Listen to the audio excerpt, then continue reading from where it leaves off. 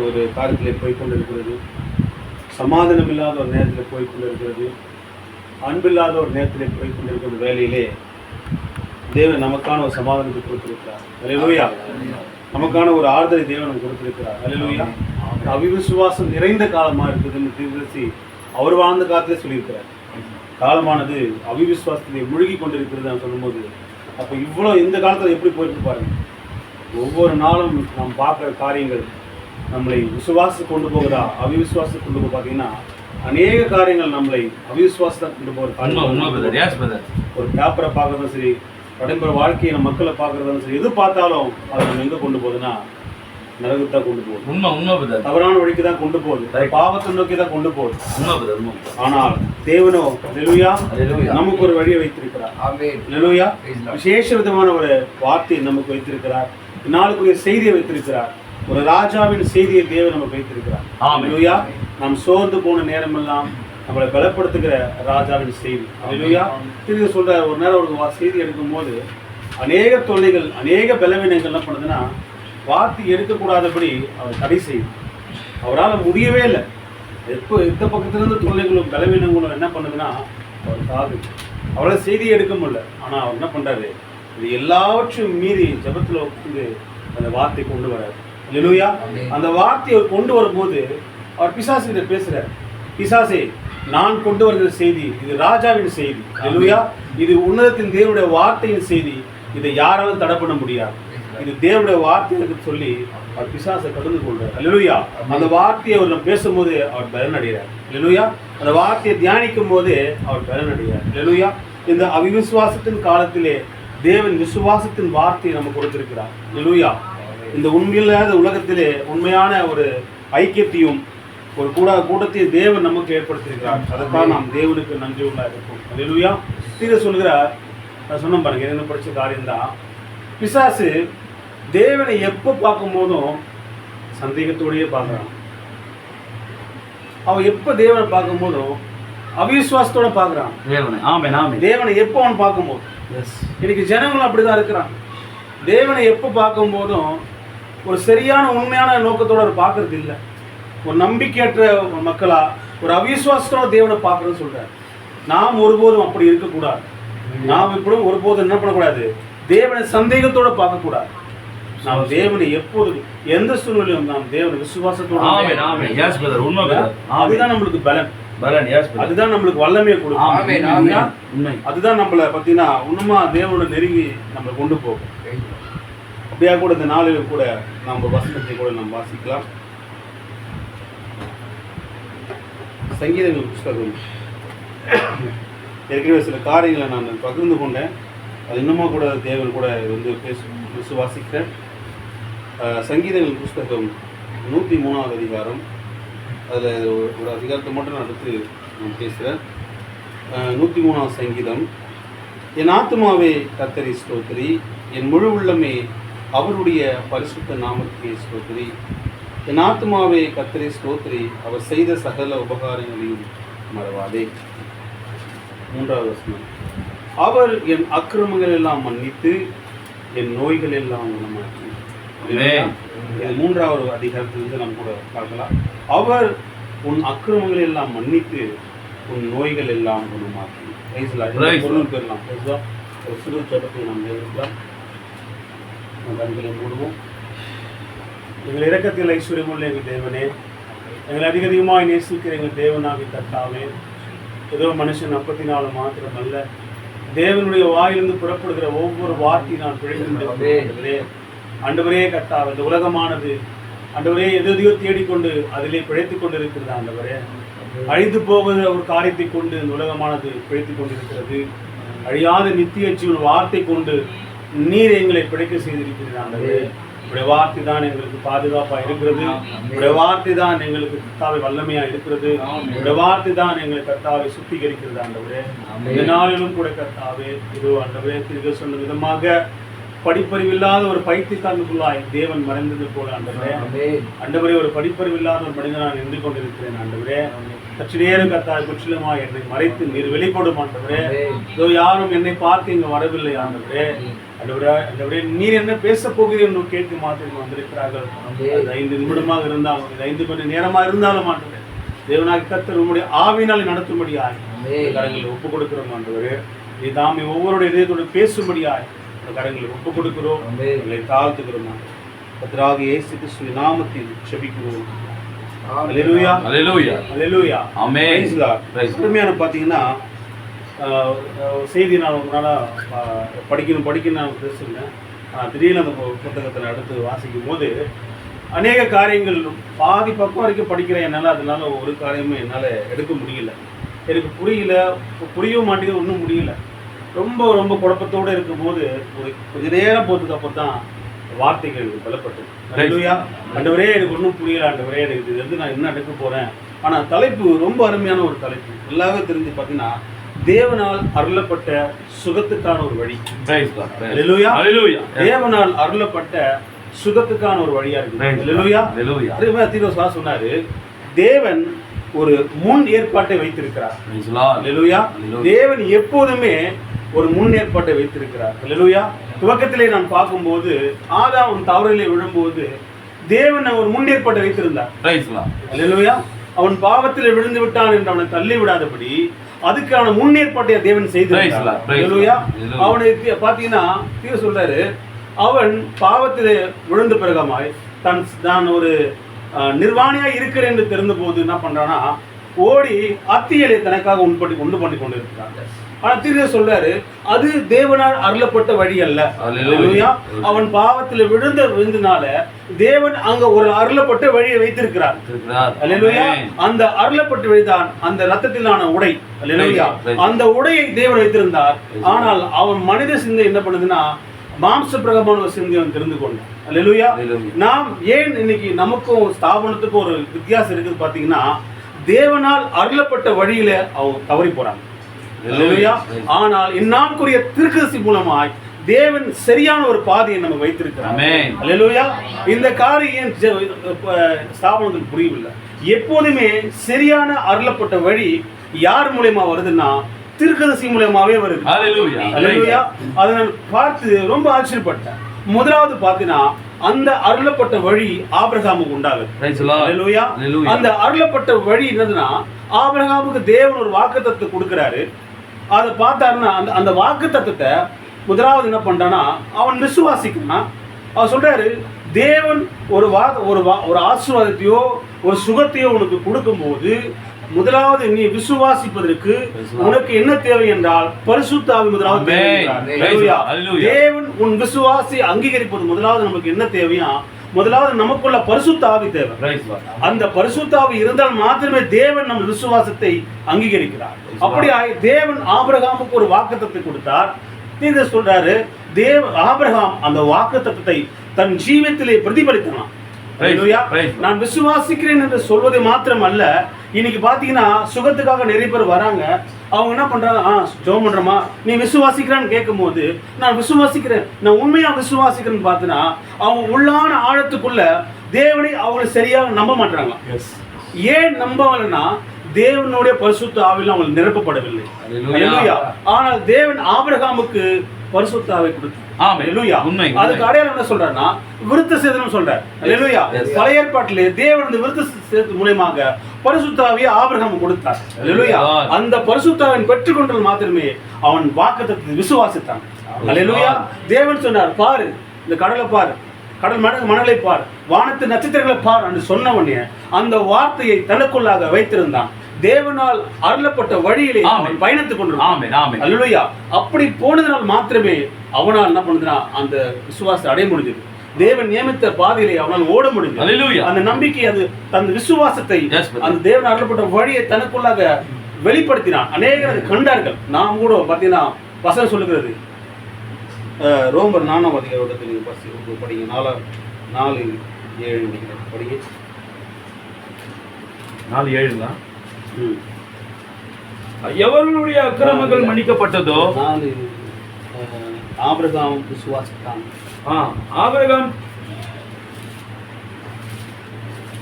ரோமர் 4 அவனுடைய ஒருவன் கிரியை செய்யாமல் பாவி நீதிமானாக்குறவனிடத்தில் 4:3 வேத வாக்கியம் என்ன சொல்லுகிறது? ஆபிரகாம் தேவனை விசுவாசித்தான், அது அவனுக்கு நீதியாக எண்ணப்பட்டது என்று சொல்லுகிறது.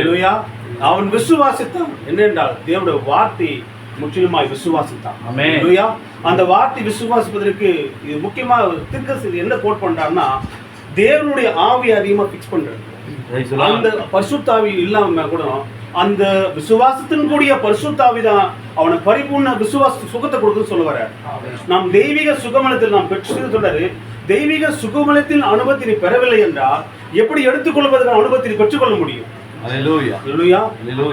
நம்ம கூட கேட்டிருக்கலையா? நம்ம ஏன் சொல்லுவார், தலைவலிக்கான விசுவாசம் இல்லைன்னா நம்ம எப்படி போறோம்? கட்சிக்கான விசுவாசம் எடுத்துக்கொள்ளப்பட்ட விசுவாசம் நம்ம பெற்றுக்கொள்ள முடியும். தீர்க்க சொன்ன காரியம். அப்ப பாத்தீங்கன்னா அப்ப தலைவலிக்கான விசுவாசம் நம்மளுக்கு முதலாவது தேவை. அந்த சிறு காரியங்களுக்கு அடிப்படையான காரணத்துக்கும் தான் மேலான விசுவாசத்தை நாம் நோக்கி போகணும்.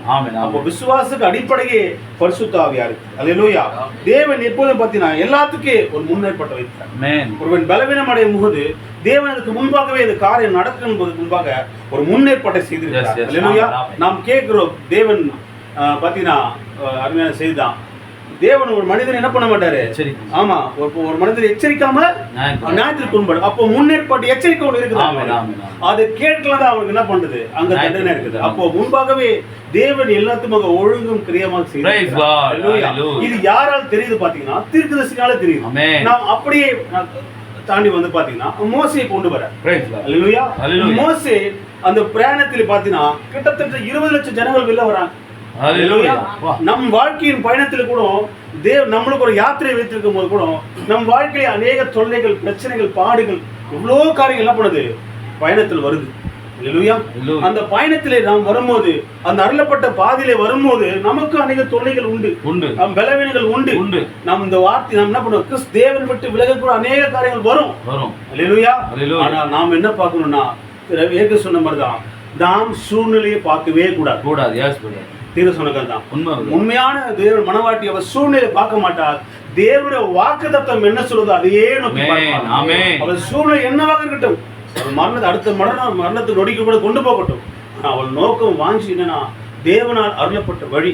அந்த வார்த்தை என்ன சொன்னது மோசேக்கு? எவ்வளவு சொல்றாரு, பயணத்துல அநேகர் குழந்தை பிறகுது. உண்மைதான். ஆயிரக்கணக்கான குழந்தை பிறகு உடனே மோசை கூட்டு வாங்கன்றாங்க. உண்மைதான். ஓடிப்பட்ட கீழே வந்துறான், கால் ஓடிது, பிரச்சனை ஆகுது.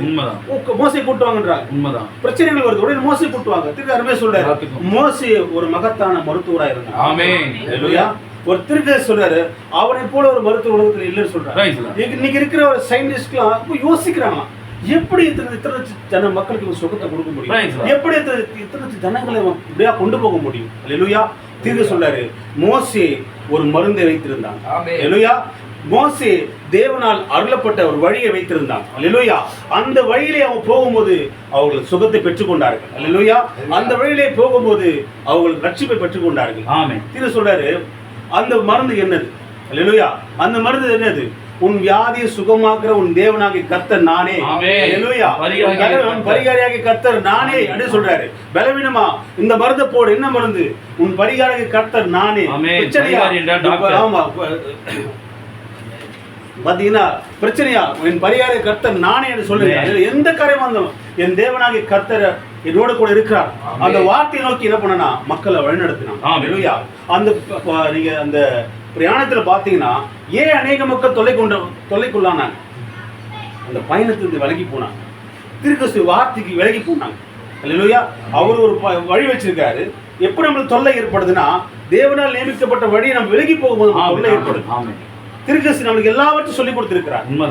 எல்லா காரியத்தையும் தேவன் இந்நாளுக்குரிய வார்த்தை மூலம் வெளிப்படுத்திருக்கிறார். நாம் விலகும் போது மட்டும்தான் நமக்கு தொல்லை ஏற்படும். சொல்றாரு, தேவன் எப்போது உங்களை விட்டு என்ன பண்றது? விலகிறதே கிடையாது. நீங்க தான் விலகி போறீங்க. ஒரு சின்ன காரியத்துக்கு விலகி போறீங்க. சாப்பாட்டுக்காக விலகி போறோம், ஒரு சின்ன பலவீனத்துக்காக விலகி போறோம், ஒரு கசப்புக்காக விலகி போறோம். ஏன்? தேவன் நம்ம கேட்டதில்லையா? தேவன் ஒருபோதும் தவறாக முடியாது. நம்ம தோல்விக்கு காரணம் யாரு? நாம தான். தேவன் தோல்விக்கு காரணமாக இருக்க முடியாது. அப்போ சின்ன சின்ன விஷயங்களுக்கு கூட நம்ம என்ன பண்றோம்? தேவன் விட்டு விலகி போகும். தேவன் நம்மளோடு கூட சந்தேகம் வரும். இருக்கக்கூடாது. அப்படி இருக்கவே கூடாது. ஏன் அப்படி வருதுன்னா, நாம் இன்னும் பரிபூர்ண பரிசுத்த ஆவியை பெறவில்லை.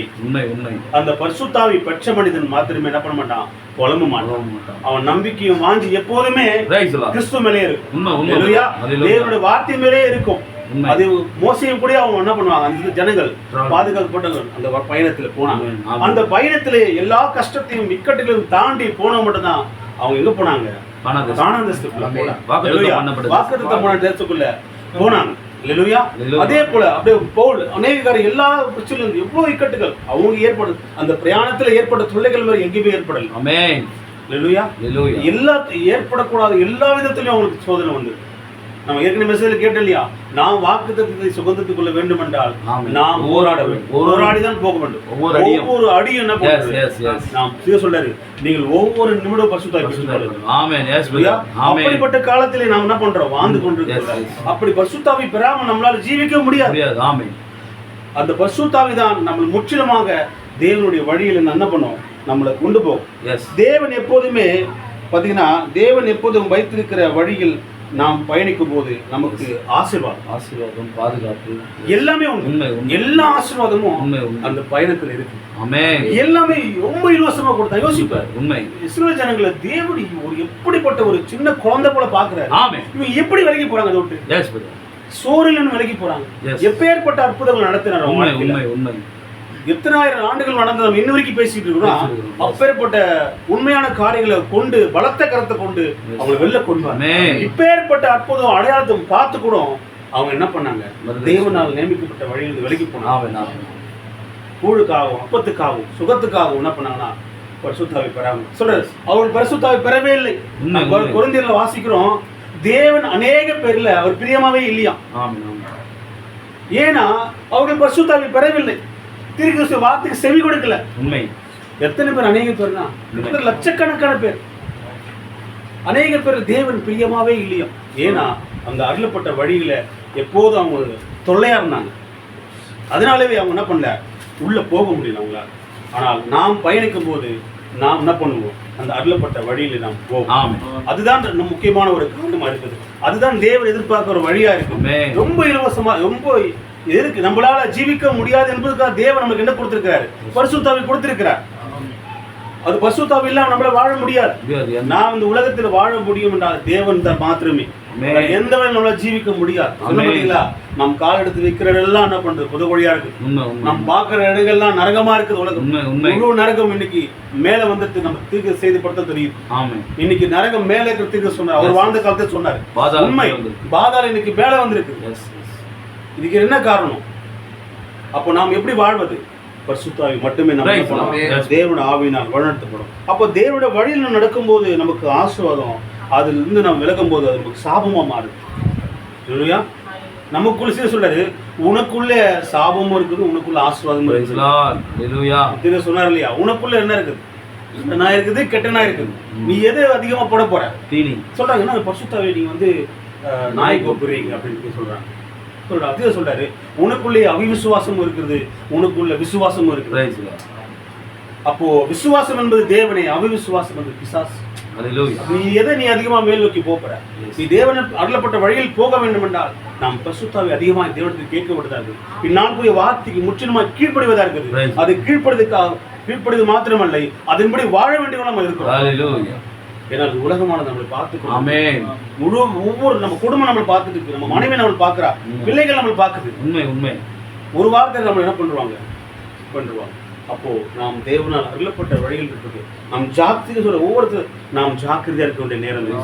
நாம் ஜாக்கிரதையா இருக்க வேண்டிய நேரத்திலே நாம் நின்று கொண்டு இருக்கிறோம். அதுதான் தேவன் எதிர்பார்க்கிறார். இப்படியே மோசி, அப்படியே பார்த்தீங்கன்னா மோசில நம்ம அநேக காரியங்கள் நம்ம மோசி கொடுத்து போறோம். ஆனா அந்த செயல் அப்படியே என்ன பண்றாருன்னா, பவுல் கிட்ட வர பார்த்தீங்கன்னா அது பவுலுக்கு காரணத்தை வரும்போது அப்போஸ்தலர் 27ஆம் அதிகாரத்துக்கு அப்போஸ்தலர் 27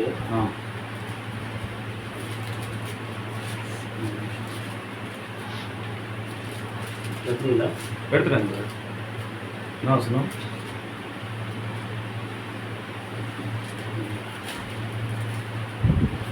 அந்த பாம்பு ஒரு பண்ணிடுங்க.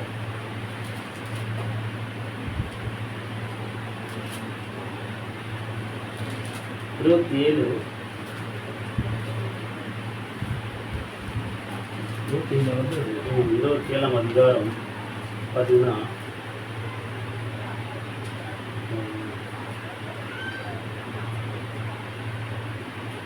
20 படிங்க. அநேக நாளாய் சூரியனாவது நட்சத்திரங்களாவது காணப்படாமல் மிகுந்த பெருங்காற்று மழையும் அடித்துக் கொண்டிருந்தபடியினால் இனி தப்பி பிழைப்போம் என்னும் நம்பிக்கை முழுமையும் அற்று போயிற்று. அல்லேலூயா. பவுல் பார்த்தீங்கன்னா ஒரு பிரயாணத்திலே, ஒரு கப்பல் பிரயாணத்தில் போய் கொண்டிருக்கிறார். அப்படி போய் கொண்டிருக்கும் போது ஒரு பெரிய சுழல் காட்டு வருது.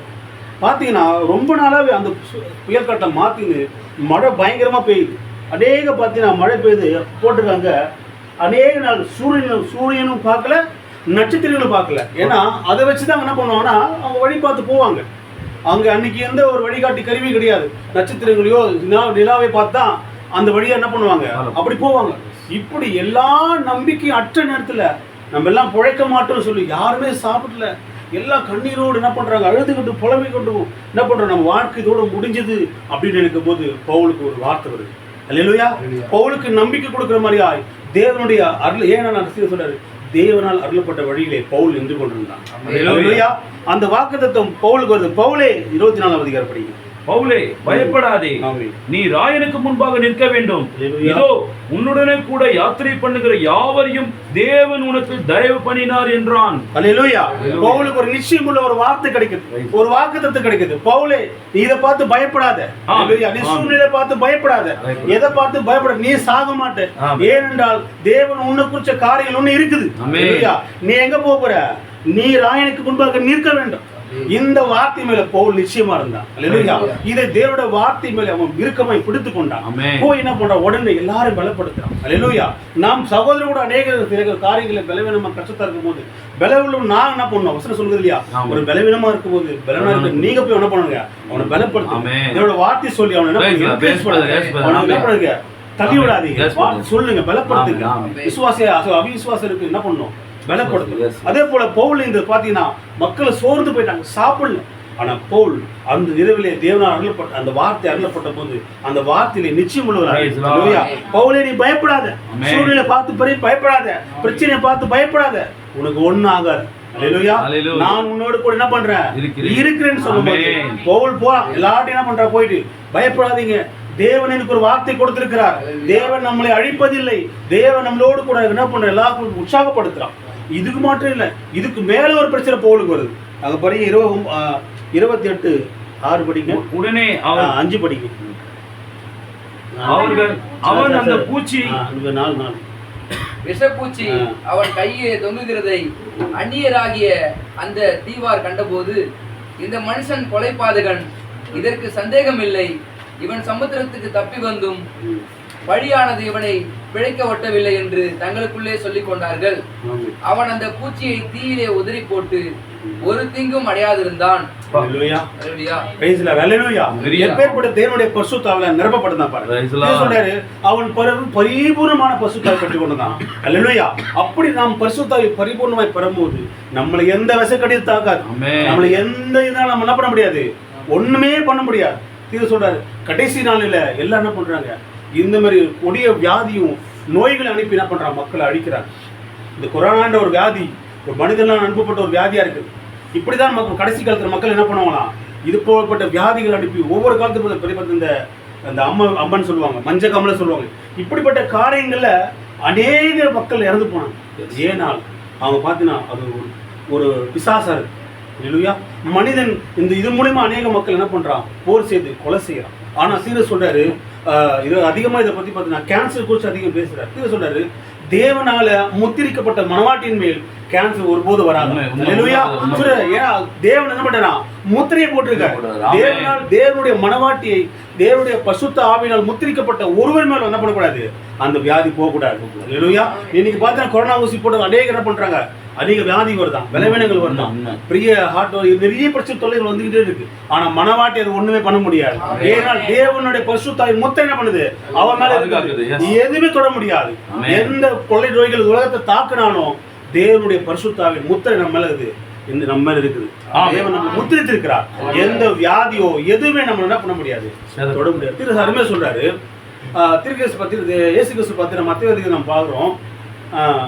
பசியா இருக்கிறதுன்னு வட்டி மரத்து பக்கம் போறாரு இல்லையா, போகும்போது அந்த மரத்தை என்ன பண்றாரு, சபிச்சிடுறாரு. திரு சொல்றாரு, தேவன் சொல்றாரு, தேவன் எதையுமே பார்த்து சபிக்கலையாம். கிளைய பார்த்தோ வேரை பார்த்தோ அந்த பழத்தை எதுவுமே சபிக்கலையாம். நேரா அந்த மரத்தோட ஜீவனை பார்த்து சபிச்சார். ஜீவன் சொல்ல வேரோட அதோட ஜீவன் எங்க இருக்குதோ அதை பார்த்து சபிச்சிருக்காரு. அப்போ எந்த வியாதியா இருந்தாலும் எந்த பலவீனமா இருந்தாலும் எதுவா இருக்கட்டும் அதெல்லாம் பிசாசா இருக்கிறது. திரு சொல்றாரு, அந்த ஜீவனை பார்த்து சபின்றார். அதோட ஜீவன் எல்லா வியாதிக்கும் ஒரு ஜீவன் சொல்றாரு. உண்மை. கேன்சருக்கு ஒரு ஜீவன் இருக்குது, கோல்டுக்கு ஒரு ஜீவன் இருக்குது, எல்லா வியாதிக்கும் ஒரு ஜீவன் இருக்குது. நீ என்ன பண்ணு, அந்த ஜீவனை நோக்கி கடிந்து கொள். அப்படி கடிந்து கொள்ளும் போது தேவன் என்ன பண்றாரு, அது பரிபூர்ண சுகத்தை கொடுக்குறாரு. அந்த ஜீவனை நம்ம என்ன பண்ணோம், கடிந்து கொள்ளும். ஒவ்வொரு வியாதிக்கும் ஒரு ஜீவன். கடைசி நாள்ல பாத்தீங்கன்னா அந்த வியாதி தான் பண்றது எல்லாரும் தாக்குறாங்க. ஆனா மனவாட்டி முத்திரிக்கப்பட்டிருக்கிறார். தேவனால அந்த அருளப்பட்ட ரட்சிப்பின் வழியை தேவன் தீர்க்கதரிசி மூலமா கொடுத்தார். அல்லேலூயா. ஸ்தாபனத்துக்கு தீர்க்கதரிசி இல்லாதனாலதான் எந்த வழியில போகணும்னு தெரியல. யார் பின்னாடி போகணும்னு தெரியல. பிதா பின்னாடி போகணுமா, இயேசு பின்னாடி போகணுமா, பரிசுத்த பின்னாடி, தன் விசுவாசத்தை யார் மேல வைக்க முடியும்? அல்லேலூயா. எஸ். பிதா மேல வைப்பாங்களா, இயேசு கிறிஸ்து மேல வைப்பாங்களா, பரிசுத்த மேல வைப்பாங்களா? 3 விசுவாசம் இல்லையே, ஒரே விசுவாசம். நான் யார் மேல விசுவாசத்தை வைப்பேன்? நான் பழைய ஏற்பாட்டு தேவன் மேல வைப்பனா, நான் இயேசு கிறிஸ்து மேல வைப்பனா, இப்ப இருக்கிற பரிசுத்த மேல வைப்பனா? ஆனால் அந்த வெளிப்பாட தேவன் மனவாட்டியாக நம்மளுக்கு கொடுத்தார். யார் மூலமா? தீர்க்கதரிசி மூலமாக. அந்த வரலப்பட்ட வழி மூலமாக தேவன் ஒருவரே என்பது நிச்சயம் மூலமாக எவ்வளவு ஒரு பரிதபிக்கப்பட்ட நிலையில் இன்னைக்கு சாபம் இருக்கு.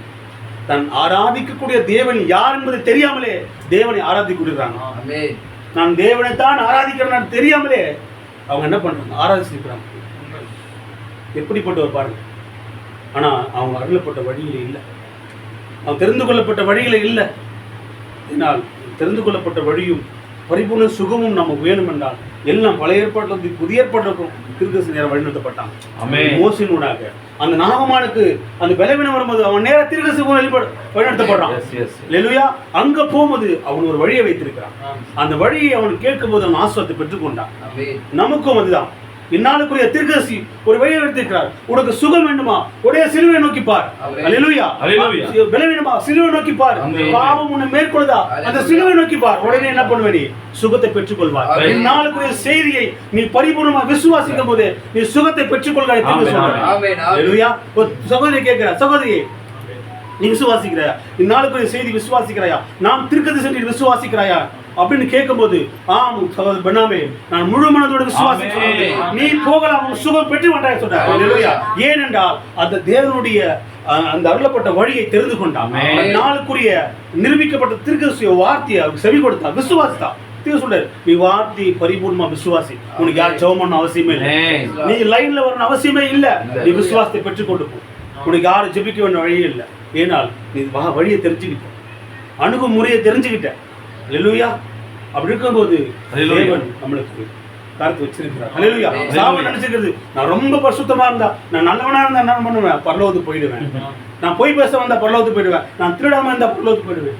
எவ்வளவு ஒரு பரிதபிக்கப்பட்ட வழி. அல்லேலூயா. சீதோல நீ எவ்வளவு நல்லவனா இரு, நீ எவ்வளவு பரிசுத்தவனா இரு, நீ எவ்வளவு காணிக்க கொடு, எல்லாம் பண்ணு. ஆனால் உண்மையில் ரத்தம் இல்லை என்றால் நீ கைவிடப்படுவாய். அல்லேலூயா. உண்மையில் பரிசுத்தாவி இல்லை என்றால் நீ கைவிடப்படுவாய். ஐயோ, நான் 1000 பேர் ரட்சிப்பு கொண்டு வந்தேனே, நான் 10,000 பேருக்கு சுகத்தை கொடுத்தேனே, நான் அப்படி பண்ணனே இப்படி பண்ணனே. உண்மையில் ரத்தம் இல்லை என்றால் நீ கைவிடப்படுவாய். உன்னை போல ஒரு போல ஒரு நல்ல மனிதர் இல்லப்பா அப்படியே சொன்னா கூட உண்மையில் ரத்தம் இல்லை என்றால் நீ கைவிடப்படுவாய். உண்மையில் பரிசுத்தாவி இல்லை என்றால் நீ கைவிடப்படுவாய். உனக்கு பரிசுத்தாவி வேண்டும் என்றால் இந்நாளுக்குரிய வார்த்தையாக கர்த்தராகிய இயேசு கிறிஸ்துவின் நாமத்தில் ஞானஸ்நானம் பண்ணப்படுவாய். தேவன் உனக்கு பரிபூர்ண விசுவாசி, பரிபூர்ண சுகத்தை ரட்சிப்பு கொடுக்கிறாய். அப்போதான் நீ ரத்தத்தின் கீழே வருகிறாய். அல்லேலூயா. இந்த ஆள்மாறாட்ட செய்தி தான் படித்து நிச்சயப்பட்டது. அதை சொல்றாரு. பாத்தீங்கன்னா, நீங்கள் எவ்வளவு நல்லவராக இருப்பினும் அது ஒரு பொருட்டல்ல. கர்த்தராகிய இயேசு கிறிஸ்து ரத்தம் இல்லாமல் நீங்கள் பரலோகத்துக்கு செல்லவே இயலாது. அது வெறுமனே சுயமாய் உருவாக்கி கொண்ட ஒரு நீதி மாத்திரமே ஆகும். நீங்க எவ்வளவு நல்லவராக இருந்தாலும் அது ஒரு பொருட்டல்ல. சுயநீதி பரிசுத்தத்தின் மூலம் நாம் பரத்துக்கு செல்வதில்லை. சுயநீதி பரிசுத்தத்தின் மூலம் நான் பரலோகத்துக்கு செல்வதில்லை. உங்களுடைய நன்மையினால் நீங்கள் பரலோகத்துக்கு செல்வது என்பது முற்றிலும் கூடாத காரியம். அல்லேலூயா. வேதத்தில் அநேக நம்ம பார்க்குறோம் தான் தன் சுய நீதினால தேவனுடைய அழைப்பு இல்லாம, தேவனுடைய வழி இல்லாம, அவரோட ஆலோசனை இல்லாம போகும்போது அங்க என்ன பண்றாங்க, அவங்க விட்டு விலகி போறாங்க, கைவிடப்பட்டு போறாங்க. அவங்க பரலோகத்துக்கு போக முடியல. ஆனால் உண்மையான ஏன்னா வசனம் நம்ம எப்பவுமே நான் வாசிப்பு இல்லையா, நாம் மீட்கப்படும் நாளுக்கு இந்த முத்திரையாப்பட்ட பரிசுத்தாகவே நாம் துக்கப்படுத்தும். ஏன்? அது நமக்கு முத்திரையா இருக்கு, அது நமக்கு ஒரு அடையாளமா இருக்கிறது. அது அடையாளம் பிசாசு நம்ம தொட முடியாது. நம்ம பிசாசு நம்ம கேட்டுருக்கோம், பிசாசு நம்மளை தொடலாம், ஆனா நம்மளை பிடிச்சிடக்கூடாது. பிசாசு துரத்தலாம், ஆனா பிடிக்க கூடாது. வேதத்துல பாத்தீங்கன்னா எல்லாரும் பிசாசு துரத்தினே இருந்தான் தேவனுடைய பிள்ளைகள், ஆனா யாரையும் பிடிக்கல. பிடிச்சவங்க எல்லாம் அவங்க கையில போயிட்டாங்க. இல்லையா? பிசாசு நம்மள தொல்லைகள் கொடுப்பான், பிரச்சனை கொடுப்பான், ஆனா அவன் உள்ள வாசத்துக்கு நம்ம விட்டு கொடுக்க கூடாது. அப்போ பரிசுத்தாவில முற்றிலுமா நாம் நிரப்பப்படும் போது நாம் விசுவாசப்படுவதா இருக்கு. தேவன் சொல்றாரு, தேவன் பார்த்தீங்கன்னா உங்க கூட பரிசுத்தாவி இருக்குது அடையாளத்தின் மூலமா அவர் என்ன பண்ணுவாராம், அது ஏத்துப்பாராம். ஒரு அடையாளம் வேணும். அந்த அடையாளத்தை என்ன பண்றதுன்னா அதுவே சொல்றாரு, எழுதியிருக்க பாருங்க, பரிசுத்தாவி பெறாமல் தேவன் ஒருபோதும் நம்முடைய விசுவாசத்தை அடையாளம் கண்டுகொள்ளவில்லை. அல்லேலூயா. பரிசுத்தாவி பெற்றால் மாத்திரம்தான் அவர் என்ன பண்றாரு, அங்கீகரிக்கிறார், அதை அடையாளப்படுத்துறார். இப்படிதான் வழிமுறையா திருக்கசி ஃபாலோ பண்ண ஒரு வழியா இருக்குது. அல்லேலூயா. அந்த வழியை தேவன் நம்மளுக்கு கொடுத்திருக்காரு. அருளப்பட்ட வழியிலிருந்து தான் அவருடைய பயணத்திலே பார்த்தீங்கன்னா அருளப்பட்ட வழியில் பேசுறது போது தான் அருளப்பட்ட வழியா இருந்தாலும் அது அநேக தொல்லை உண்டு. அல்லேலூயா. இயேசு கிறிஸ்து சொன்னார் இல்லையா, நான் உலகத்தை ஜெயித்தேன். அல்லேலூயா. அவர் அருளப்பட்ட வழியில் தான் இருந்தார். ஆனா தேவன் அவ்வளோ சோதனைகளை மேற்கொண்டார், அவ்வளோ தொல்லைகளை மேற்கொண்டார். அவர் செய்தியை கேட்டேன், இயேசு கிறிஸ்து அந்த பிசாசு அவரை சோதிப்பதற்காக கொண்டு போகும்போது அவர் முன்பாக ஒரு வாலிபர், அவர் அழகழகான பெண்களையும் கொண்டு வந்தாங்க. உலகத்தில் இருக்கிற மிக சிறந்த ராஜ அழகிகளை அவர் முன்பாக கொண்டு வந்தாங்க. இயேசு கிறிஸ்து முன்பாக ஒரு வாலிபனா இருக்கிறார். அப்போ நான் கேட்டு ஆச்சரியப்பட்டேன். அப்படியே கொண்டு வந்தான், காட்டுறான், பாரு இதெல்லாம் என்ன பண்றேன், நான் உனக்கு தரேன். அல்லேலூயா. ஆனால் அருளப்பட்ட வழியில் அவர் இருந்தார். அல்லேலூயா. அவர் என்ன சொன்னாரு, இதெல்லாம் என்ன பண்ணாரு, அவர் அதை கடிந்து கொண்டார். அல்லேலூயா. என்னை விட்டு அப்பாலே போட்டு சொன்னார். அவர் எதுவுமே அதை விரும்பல. அதுதான் தேவன், அதான் தேவனோட வழியா இருக்கு. நாமும் அதுதான், எல்லாமே வரும், இதுவே வராமல் சொல்லவே முடியாது, எல்லாமே வரும். ஆனால் நாம் வாக்குத்தத்தின் பேரிலும் வார்த்தையின் பேரிலும் பரிசுத்தாவின் பேரிலும் நாம் இருக்கமா நிற்க வேண்டும். என் வாழ்க்கையை நான் பரிசுத்தாவை பெற்றுக்கொண்டு என்பதை அநேகர் காண வேண்டும். தேவன் அதை அடையாளப்படுத்த வேண்டும். தேவன் எல்லா ஆபிரகாம் விசுவாசத்தை தேவன் அங்கீகரித்து அடையாளப்படுத்தினார். மோசையோட விசுவாசத்தை அங்கீகரித்து அடையாளப்படுத்தினார். பவுலோட விசுவாசையும் தேவன் பண்ணாரு, அடையாளப்படுத்துறார். நம்மளோட விசுவாசம் தேவன் அங்கீகரிக்கணும், அதை அடையாளப்படுத்தணும் தீர்க்க சொல்றாரு. அப்படிதான் முக்கியமான ஒரு காரியமா இருக்குது. இந்த கடைசி நாளில் கூட பார்த்தீங்கன்னா நமக்கு அதிகமாய் தேவை பரிசுத்த. அல்லேலூயா. நாம் எதை கேட்கிறோமோ இல்லையோ நம்ம அதிகமாய் பரிசுத்தாவை கேட்க வேண்டும். அல்லேலூயா. அதுதான் நம்மளை நடத்தும், அதுதான் நம்மளை பலப்படுத்தும். இருக்கிற காரியங்கள் இன்னும் மோசமாகி கொண்டு இருக்கிறது. எல்லாம் எவ்வளோ என்னமோ சொல்றாங்க, இஸ்ரவேல் காரியங்கள் ரொம்ப முடிஞ்சு போச்சு, ரிகாசல் பண்ணிக்கிட்டு இருக்காங்க, நடக்க போற ஆராதனையை அவங்க முன்மாதிரி நடக்கணும் ரிகாசல் பார்த்துட்டு இருக்குன்னு சொல்றாங்க. அப்படிப்பட்ட காரியங்களை செஞ்சுட்டு இருக்காங்க. அப்போ நம்ம கடைசி நாளில் நம்மளை பாதுகாக்கிறது, நம்மளை பார்த்தீங்கன்னா தேவனை கொண்டு போக்குறது, எடுத்துக்கொள்ளப்படுறதுக்கு பரிசுத்தாவை அதிகமாக தேவை, முத்திரை நம்மளுக்கு அதிகமாக தேவை. அதுதான் நம்மளை வழிநடக்கும். சகோதரர்களே, தேவன் நமக்குன்னு ஒரு அருளப்பட்ட வழியில் இருக்கார். நாம் அதில் பயணிப்பதற்கு நாம் தேவன் அதிகமாக என்ன பண்ணுவோம், தேவனத்தில் அதிகமாக சேர்கிற நேரமாக இருக்கும். நம் எல்லாத்தையும் விட்டு தேவன் அதிகமாக ஜெபிக்க வேண்டிய நேரமாக நம் வாழ்க்கையில் ஜபங்கள் குறைந்து போகணும். தொல்லைகள் தொல்லைகள் காரணமே நம் ஜபங்கள் எல்லாரும் காரணம் தான். நம்ம அதிகமாக ஜெபிக்கவும் வார்த்தையை விசுவாசிக்கவும் இது சொல்றாரு. இதுதான் என்னாலுக்குரிய பரிசுத்தாவி. அல்லேலூயா. செய்தி தான் பரிசுத்தாவி.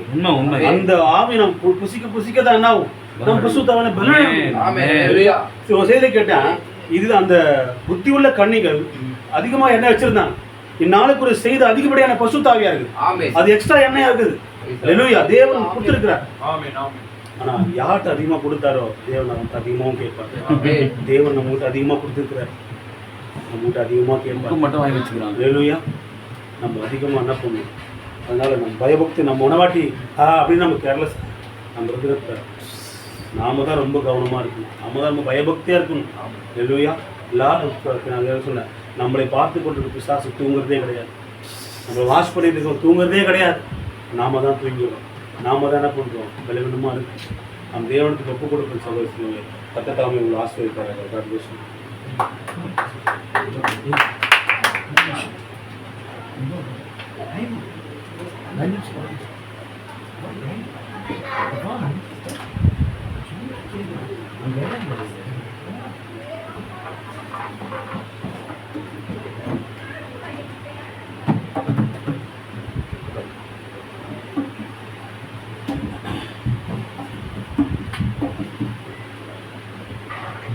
ஹல்லேலூயா.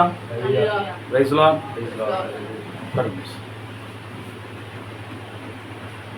என்ன தலைப்பு கொடுத்தாரு சகோதரர்? தேவனால் அருளப்பட்ட சுகத்துக்கான வழி. எத்தனை பேர் செய்தி படிச்சிருக்கீங்க? ஹல்லேலூயா. தேவனால் அருளப்பட்ட சுகத்துக்கான வழி.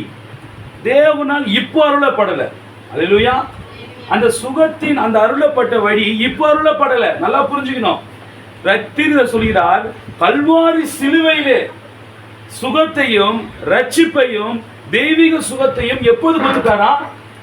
அவர் கல்வாரியிலே கொடுத்துட்டாரு. அந்த கல்வாரி கிட்ட போறதுதான் அந்த தேவனால் அருளப்பட்ட அந்த வழியா இருக்குது. நீ இப்போ போயிட்டு எனக்கு சுகத்தை தாங்க ஆண்டவரே, எனக்கு இதை தாங்க, எனக்கு இந்த வலிகளை நீக்கி போடுங்கன்னு கேட்கறது பிரயோஜனம் இல்லாதது. ஆண்டவர் சொல்லுவாரு, ஏற்கனவே அதை நான் உனக்குள்ள கொடுத்துட்டேன். அந்த அருளப்பட்ட வழியை நீ பார்க்கல.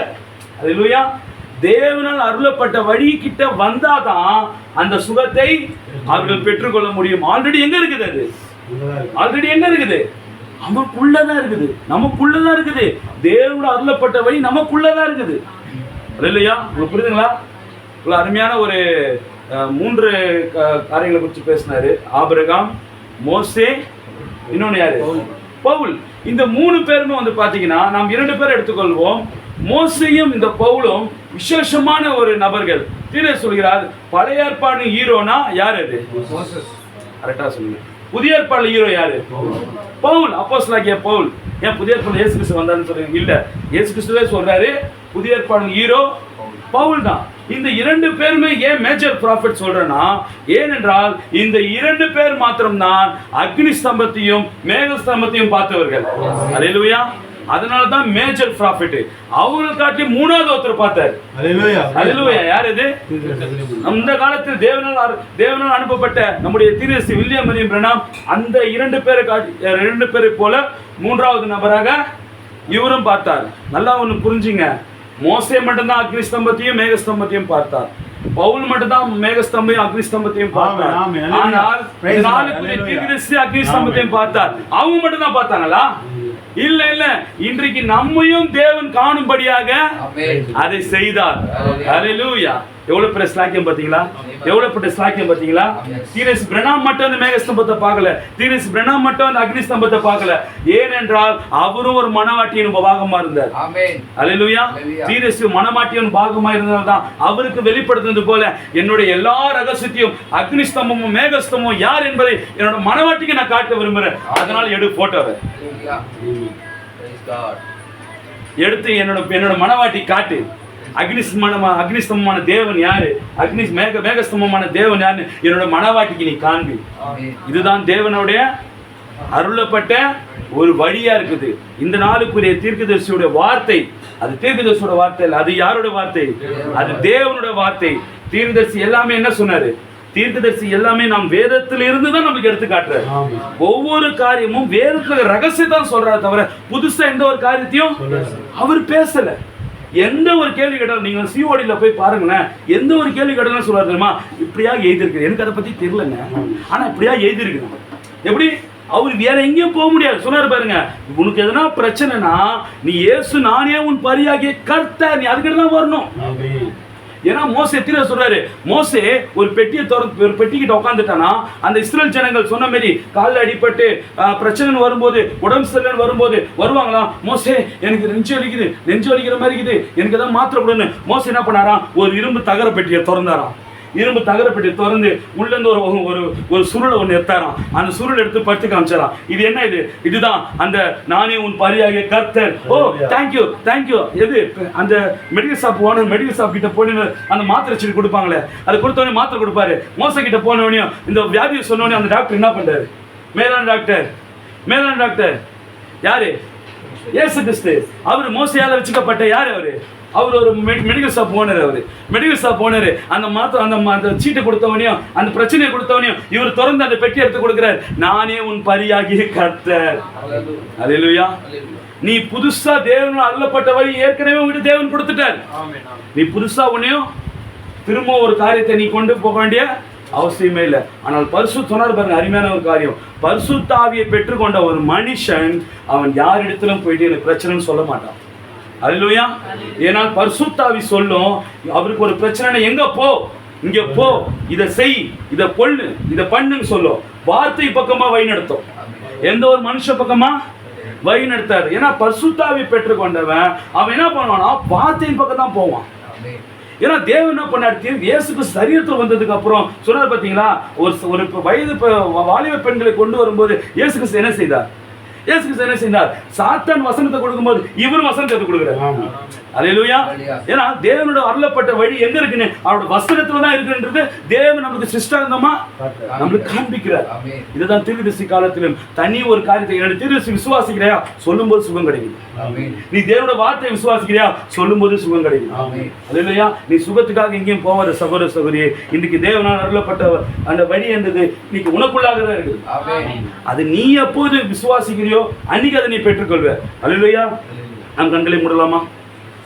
நம்மளை ஒப்பு கொடுக்கலாம். ஸ்தோத்திரிக்கிறோம் ஆண்டவரே, ஸ்தோத்திரிக்கிறோம் கர்த்தாவே. ஓ எங்களுக்காக நீ அருளப்பட்ட ஒரு வழியை நீ வைத்திருக்கிறேன் ஆண்டவரே. எங்கள் சுகத்துக்காக நீ ஒரு அருமையான ஒரு